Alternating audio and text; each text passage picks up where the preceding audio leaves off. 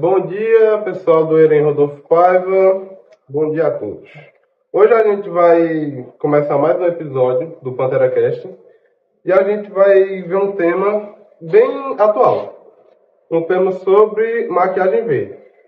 A gente vai ver as estratégias que as empresas usam para manipular o consumidor para comprar. Tentar manipular também o consumidor para pensar que os seus produtos são sustentáveis quando na verdade não são. E a gente hoje trouxe a agroecóloga Catarina Martins para falar mais sobre o tema. Será que as empresas que você realmente admira são amigas da natureza ou estão apenas lucrando em cima dela?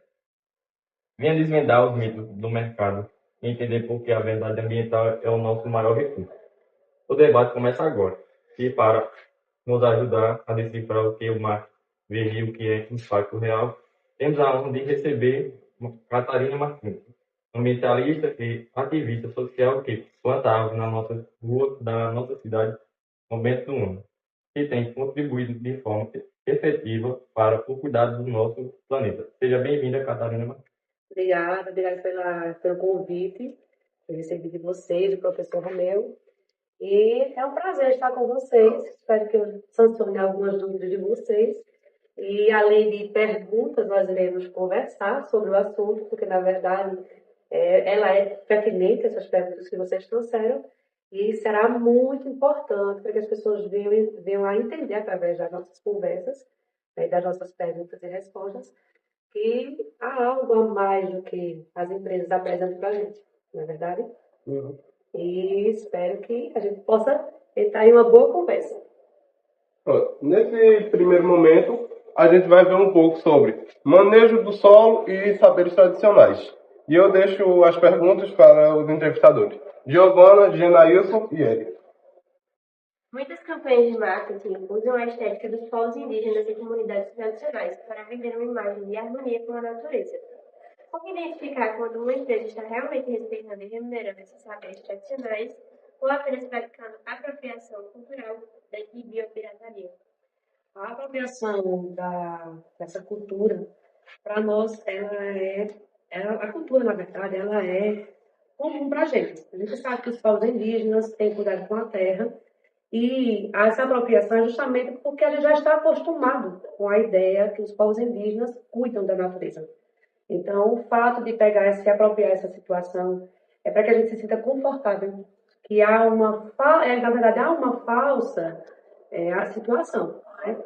As empresas, por saber que a gente entende que os quilombolas, que os povos indígenas, que a cultura familiar ela é mais fácil do nosso convívio, né? E está sempre presente no nosso dia a dia, acabam trazendo uma situação confortável para a gente. E é onde eles têm essa apropriação da cultura desse pessoal, né? Desses povos. E acaba se tornando confortável para a gente. E por isso que a gente consome. Aí tem a flecha lá, bonita, dos povos indígenas, né? Tem o nome falso, né? Na verdade, acaba se tornando um nome falso por não ser, de fato, agricultura familiar, né? Que realmente preza e cuida da terra. E a gente acaba consumindo pelo fato deles levantarem falsas, né? Palavras, falsas hipóteses que isso é seguro para a gente. Daí a gente entende que que a agricultura familiar, que os povos indígenas, por ter cuidado, diminui a quantidade de agrotóxicos, não usam, na verdade, ou evitam de usar, né? E acabam trazendo para a gente esse conforto de que está tudo bem. E, na verdade, não é. Essa apropriação, responder essa pergunta, essa questão da apropriação realmente vem pelo nosso conforto. Pelo fato de a gente entender que ali está algo seguro para a gente, algo que a gente conhece. A gente compreendeu sua resposta e a gente tem outra resposta em cima dessa. Sim. Na publicidade, o conceito de agricultura regenerativa virou moda. Tecnicamente, qual é a diferença entre o manejo do solo verdadeiramente sustentável, que recupera a biodiversidade, e as práticas da monocultura incentiva mascarada de verde? No Brasil, nós temos um grande trecho de terra chamado Amatopiba, Maranhão, Piauí, Bahia. e Matopi, Baibaé. Aí esses estados, eles têm uma grande concentração de produção de monocultura. Então, realmente, o agro produz isso, são produtos que têm realmente grande proporcional de agrotóxicos. Mas, para a gente entender um pouquinho isso aí, a gente vê que é uma produção de grande escala, certo? E o manejo certo seria a rotatividade, né? Um terreno ele precisa ter a pausa de tempo de uma produção para outra. Então, a rotatividade seria uma ação de preservação do solo, né? O nutriente do solo. O solo precisa descansar de uma produção para outra. Então, essa questão de rotatividade, tanto de solo como de cultivo, por exemplo, nesses 6 meses eu vou botar macaxeira. Então, eu vou tirar a macaxeira e vou plantar feijão. Isso você está distribuindo nutrientes para as plantas e está cuidando do solo, porque não vai tirar só um tipo de nutriente. Por exemplo, se fosse uma macaxeira o ano inteiro, aquele solo vai ficar desnutrido. Né? E aí é onde acontece a quantidade de problemas com pragas. As pragas elas começam a aparecer pelo fato do solo estar fraco. As pessoas começam a usar agrotóxicos justamente para diminuir essas pragas. Então, a rotatividade, né, o plantio consciente, né, de plantas sazonais, né, que possam ser mudadas, que possam ser trocadas durante esses períodos, para que o solo seja descansado. Então, além disso, nós temos também a fertilização do solo. Né? O pessoal faz esse processo todinho de manejo de solo, virando o solo, tirando de baixo para cima esse solo, revirando. Tanto eles matam os nutrientes, como também matam os animais, os micro-organismos que estão naquele solo. Com a aplicação dos agrotóxicos, ele acaba matando o solo, na verdade, né? Por isso que em alguns casos tem índice de desertificação. Né? E em um dos locais também tem índice de desertificação, né, que a gente fez com um grupo de agroecologia de São Beduna. A gente notou que algumas áreas, até em São Beduna, tem um índice, mesmo pequeno, mas temos áreas de desertificação justamente por causa disso. Né? Pelo manejo errado do solo. Então, o que é que a pessoa da agricultura familiar faz? Fez a coleta vamos dizer, vou dar um exemplo também da macaxeira. Fez a coleta da macaxeira. Aquelas folhas que são tiradas, são descartáveis, né? Eles tiram as manivas da macaxeira para replantar, tirou a macaxeira e tritura aquelas folhas e coloca de volta no solo. Então, quer dizer, eu estou reidratando, fazendo todo aquele sistema microbiótico do solo. E quando não faz esse processo de rotatividade, de cultivo, de solo, acaba matando o solo. E a gente tem uma frasezinha que se diz assim: o nosso alimento é aquilo que ele come. Então, para que a macaxeira, vou contar com a macaxeira, que a macaxeira esteja bem nutrida, para que eu coma e me sinta nutrida e esteja nutrida, o solo também tem que estar nutrido. E é onde tem esse problema do agro, né? Eles não fazem a rotatividade. É um tipo só de manejo, ou um tipo só de cultivo, e aumenta a quantidade de praga e aumenta a quantidade de agrotóxicos. Como a perda de nutrientes e a compactação do solo causadas pelo agronegócio corporativo afetam diretamente as substâncias das comunidades locais e detêm o conhecimento ancestral daquela terra. Exatamente. Essa questão aí, questão de ancestralidade, a terra é antiga, o solo é antigo. E com esse manejo do agronegócio, né, que ele é importante, a gente não pode deixar de destacar que o agronegócio ele é importante, mas o problema é que eles não fazem a rotatividade do solo e também não fazem a reposição daquele solo, a nutrição. Né? A compactação é justamente pelo fato de não haver mais nutrientes. Se não tem mais nutrientes, não tem mais planta para que aquilo ali cresça. Né? E o que faz aquele solo ficar nutritivo é a planta, que tem as suas raízes, né? Que cresce naquele ambiente, que traz aquela questão da vazão, das águas passando para o canal, das raízes que vai para o subsolo, e ali tem, né, a questão de aquíferos, né, da terra. Então, essa questão fica a compactação fica pelo fato de ter manejo errado. Realmente o manejo errado prejudica muito. E a questão também do agrotóxico. Quanto mais agrotóxico, que também corre para o rio, também corre para essa área onde os povos, né, daquela região estão, não só indígenas, nem outros grupos, mas assim, de modo geral. Né? A gente vê que a compactação do solo vem muito do modo geral. Infelizmente. Agora trazemos o caso Coca-Cola, uma das maiores poluidoras de plástico do mundo. E agora trazemos a tese da ilusão da neutralidade em suas campanhas publicitárias. E como ela faz uma campanha de um jeito, vai mostrando que ela não polui tanto a natureza, isso e aquilo, mas por trás das câmeras polui muito os rios, os mares, com muito plástico. E assim, é uma grande produção de vasilhames, né, de PET, garrafas PETs, e a ponto de chegar a existir uma ilha chamada Ilha do Pacífico, do tamanho de 3 países, que é França, qual é a outra, minha gente? Só um minutinho. França, Espanha e Alemanha. Juntando esses 3 países, dado o tamanho dessa ilha de lixo, sai com garrafas PETs. Então é algo muito absurdo. Outro também exemplo da grande produção da Coca-Cola é o fato de uma cidade aqui no Brasil ficar sem água. E é uma discussão assim, muito acirrada entre os povos indígenas que o local que ela foi feita, a empresa, foi perto de um dos rios. Lá tem um lençol freático.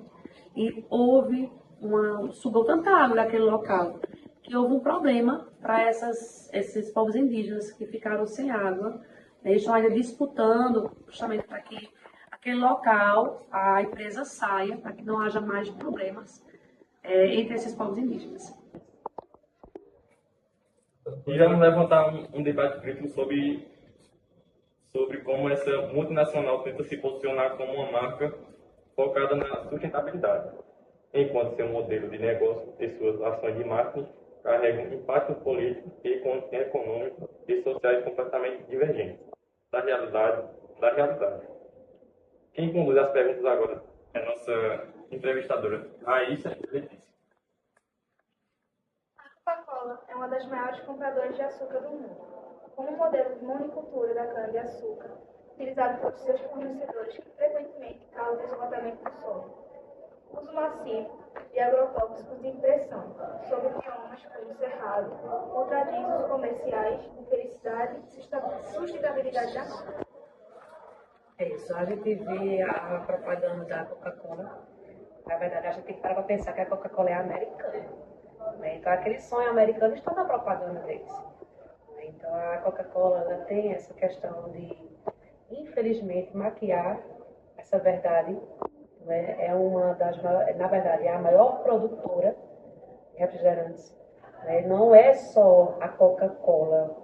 Se você parar para observar, a Fanta está lá o símbolozinho, Coca-Cola. A Guaraná está o símbolo da Coca-Cola. Né? Eu não sei se a Guaraná tem, mas infelizmente algumas pequenas produtoras no Brasil, produtores do Brasil em relação a refrigerantes, são vendidas para a Coca-Cola. Então ela precisa de muita produção de açúcar, né? E a monocultura, infelizmente, cresce muito com isso. Ela é necessária, mas ela é específica especialmente para essa produção de refrigerantes, que é uma grande produção de açúcar. A gente tem essa questão do excesso de agrotóxico justamente por fato de ser uma cultura só. Monocultura é um tipo só de cultura, no caso a cana-de-açúcar. Então, como eles querem grande produção, eles precisam da grande produção, então são hectares e hectares enormes de grande quantidade de cana-de-açúcar, e a quantidade de cana-de-açúcar também faz uma grande quantidade de, como eu posso dizer, de fungos, de outros bichos, parasitas, que vão bem trazer para essas plantas a infestação. Então, vamos aumentar a quantidade de agrotóxicos. né? Eles vão mudando de acordo com o tempo, porque mata um tipo de fungo, aí aparece outro, então outro tipo de agrotóxico. Então, assim, realmente traz esse problema para o nosso solo, né? Empobrece o solo, né? Traz problemas também para os lençóis freáticos, que é um dos maiores, o maior problema, né? Que a gente tem essa questão da água escorre para os lençóis freáticos, que podem também ter esse problema com a poluição através de agrotóxicos. Nos protocolos, a empresa exalta o apoio e técnicos produtores de frutas. Na realidade, qual é a proporção de ingredientes que vem da agricultura familiar sustentável em comparações com latifúndios de cultivo intensivos que degradam o solo? A agricultura familiar, a produção não é em grande escala. É uma produção pequena, produção local. Então, eu acho pouco provável ter uma quantidade que chegue a 10%. 10% da produção. Então, não tem. Essa proporção é muito pequenininha, né? O interesse da Coca-Cola, se você para observar, a gente vai ali no mercado, a gente não compra 1 litro de Coca-Cola. Pouquíssimo. Você vai fazer uma festa, você compra 2, 3 litros de Coca-Cola. Isso por pessoa. Imagine em grande escala, o Brasil inteiro, né, comprando Coca-Cola. Então, a quantidade de produtos tem que ser muito maior. Então, a agricultura familiar fica naquela questão pequenininha, né? Pouquíssimos produtos. Eles podem até incentivar, mas a produção que eles pegam desse pessoal é pouquíssima, porque a produção é pouca.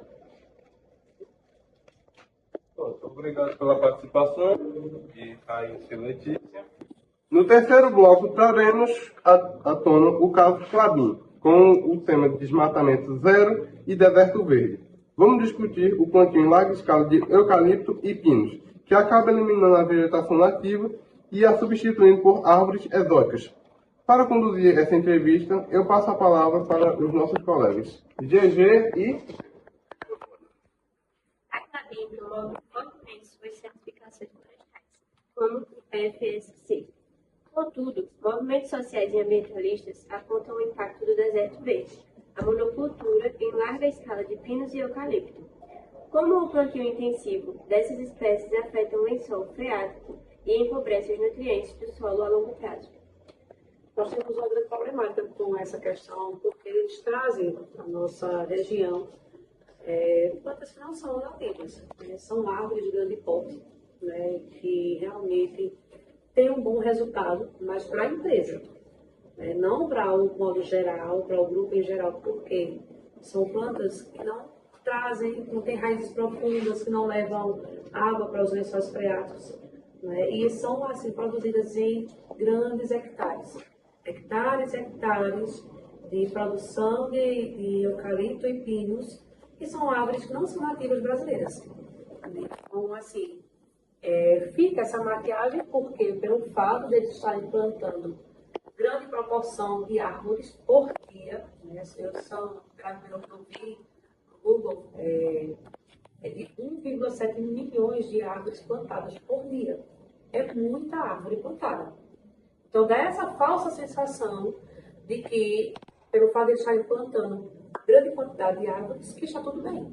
Mas são árvores que não são daqui, né? São árvores que trazem para o nosso solo empobrecimento e falta água para os nossos lençóis freáticos.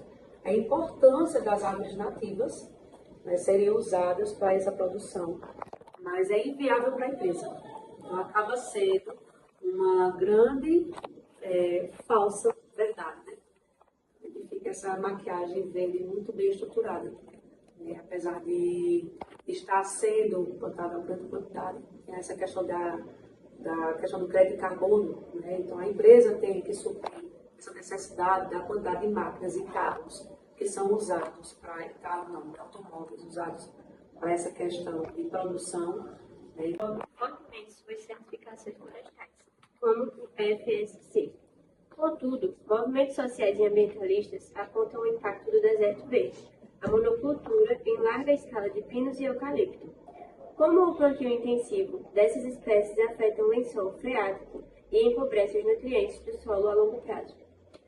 nós temos uma grande problemática com essa questão, porque eles trazem para a nossa região plantas que não são nativas, né? São árvores de grande porte, né? Que realmente têm um bom resultado, mas para a empresa, né? Não para o modo geral, para o grupo em geral, porque são plantas que não trazem, não têm raízes profundas, que não levam água para os lençóis freáticos, né? E são assim produzidas em grandes hectares, hectares, hectares de produção de eucalipto e pinos, que são árvores que não são nativas brasileiras.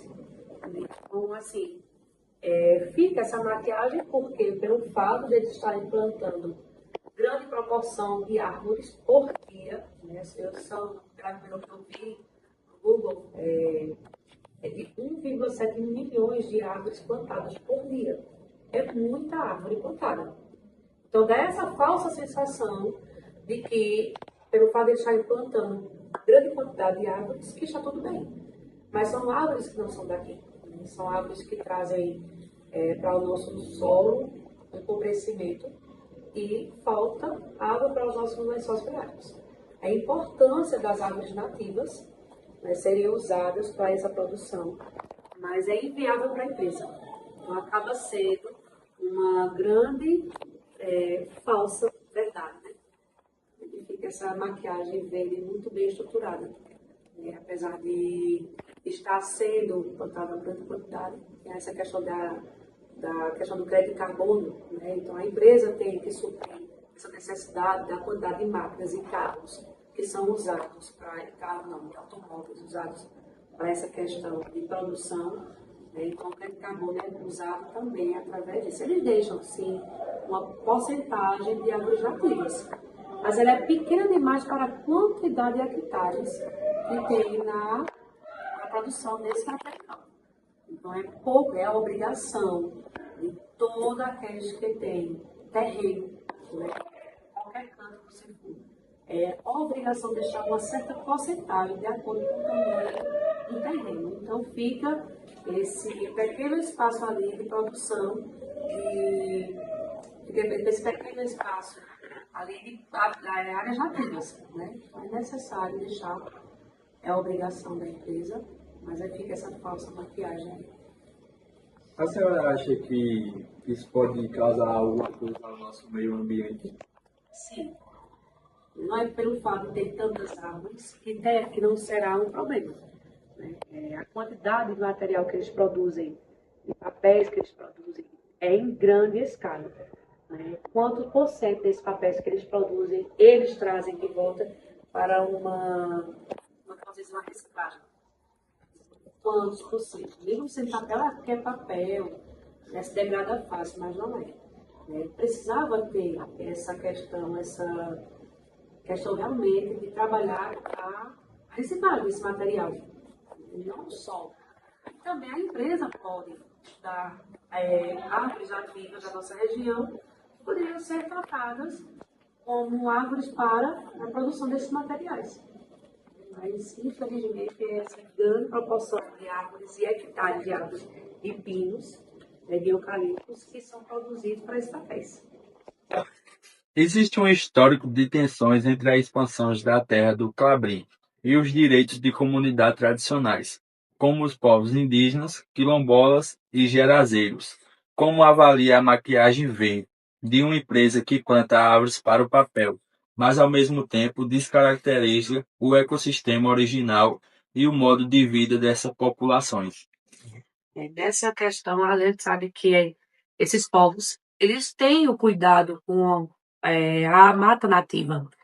E, infelizmente, por condições, né, de poder, essas pessoas perdem espaço, perdem terrenos para essas empresas, né? Onde era mata nativa, passa a ser mata de plantação de pinos e eucalipto, né? Então, assim, a gente vê essa disputa, realmente ela existe, e há uma necessidade do respeito pela terra. Mesmo se eles pudessem fazer essa questão de rotatividade, como eles não fazem, né? Onde implanta pinos é só pinos, onde implantas eucalipto é só eucalipto, então acaba não tendo rotatividade de plantas, apesar e também pelo fato dessas aves passarem de 5 a 7 anos para chegarem na idade adulta, que é onde eles cortam para fazer os papéis, né, o material que é usado na empresa. Então, assim, acaba sendo interessante para a empresa o material e não sendo bom para os povos locais, né? Não só para os povos locais também, mas para o próprio ambiente. A gente perde animais, a gente perde é, tipos de plantas nativas, né? Acaba entrando em extinção, né? Não é só extinção de animais, entra em extinção também tipos de plantas, né? Que são nativos daquele local. Queria agradecer a Jason e a Giovana pela excelente execução de perguntas. E agora trazemos o caso Kit Kat. A principal polêmica ambiental envolvendo a marca devido à origem de um ingrediente crucial, óleo de palma. Além do grave dano ecológico, a produção de óleo em larga escala tem sido muito criticada por expulsar comunidades locais de suas terras tradicionais. E para fechar a nossa de rodada de perguntas, o comando fica com Giovana e Genaís. O Kit Kat se posiciona como um chocolate que faz o bem ao meio ambiente. No entanto, investigações globais ligam frequentemente à cadeia de suprimento de cacau da Nestlé ao desmatamento ilegal em áreas protegidas na costa do Marfim, em Ghana. Como a empresa consegue sustentar o seu sustentável na propaganda enquanto seus fornecedores exploram florestas nativas na realidade? As propagandas, elas são muito bem preparadas. Elas têm uma grande equipe, né, para influenciar as pessoas. Né? Lógico que elas não vão colocar lá na propaganda que as crianças dessas regiões são exploradas para a colheita desse cacau. Né? É uma grande proporção de crianças que são escravizadas nessa região. Não vou dizer escravidão assim, de como foi naquele tempo lá atrás, mas é uma escravidão. Porque eles não conseguem sair mais daquele sistema. É o que mantém a família, é o que mantém eles trabalhando, alimentados. Né? Então, assim, infelizmente, temos esses casos, que é uma grande proporção, em países como Gana e Cabo Verde, não é isso? Infelizmente, temos ainda também a questão da distribuição desses materiais. Eles são 70% do cacau que vem para se distribuir para o mundo inteiro, vem da África. Né? Há uma população pobre que depende disso, que necessita daquele trabalho. Né? Então, fica assim, uma questão onde tem muitas pessoas que criticam essa questão. Né? A questão do óleo de palma também. Né? As pessoas realmente têm sido tiradas daqueles locais para a produção do óleo de palma. A equipe do Eren Rodolfo Paiva e especialmente a Catarina por ter participado. E foi todo esse conjunto de equipe que tornou isso possível, né? Espero que o PanteraCast cresça cada vez mais, como a Catarina disse.